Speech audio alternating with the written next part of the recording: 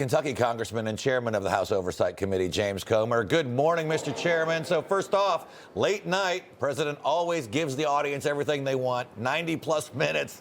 What was your big takeaway from the chamber last night? Well, just the change in course. Look, I've sat in that chamber for 4 years, and we would see Joe Biden struggle to give a speech, and his whole remarks would revolve around spending money and creating diversity and you know, just making government bigger. And then we go to this Donald Trump, optimism, strength. He's already demonstrated a massive amount of achievement in securing the border in the first 43 days, in shrinking government and getting serious about reducing wasteful spending. He's got a Congress that has his back. We're going to pass the Trump agenda, which is an America First agenda. And I think the American people got to see the difference between the Republicans and the Democrats. Republicans are optimistic. We want to support entrepreneurs. We want to create jobs. We want to get government off the backs of the private sector. And Democrats just want to pout and obstruct and complain and be miserable and spread their misery to every working class American. So it was a tale of two parties last night, but we've got a strong president, and I think the world now realizes that we've got a strong leader for the first time in 4 years in the White House.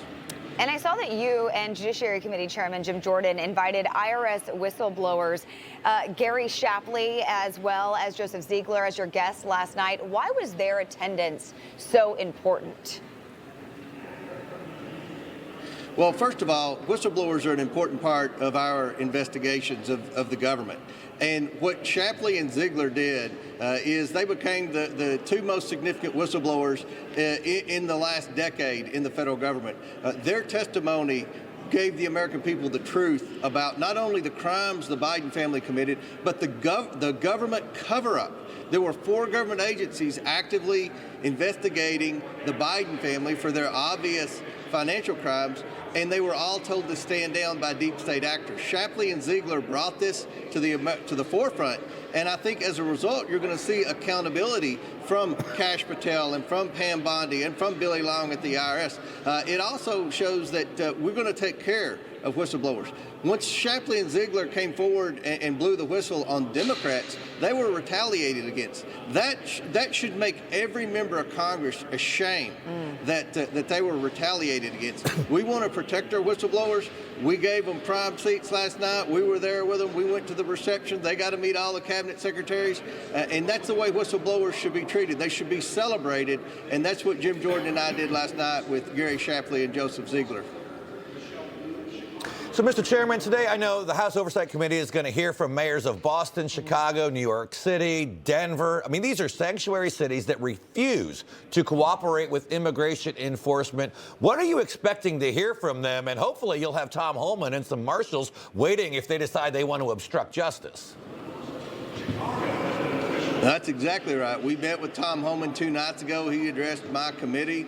We talked about strategy. We talked about the opposition these mayors have publicly stated that they're going to give ICE when we go in and deport the criminal illegals who are being provided sanctuary in those cities. I want to see if these mayors will say that publicly, under oath. Are they going to continue to defy the law? We also have questions about how these cities became sanctuary cities. How did so many illegals end up there? Who paid for their transportation? Who's paying for their housing?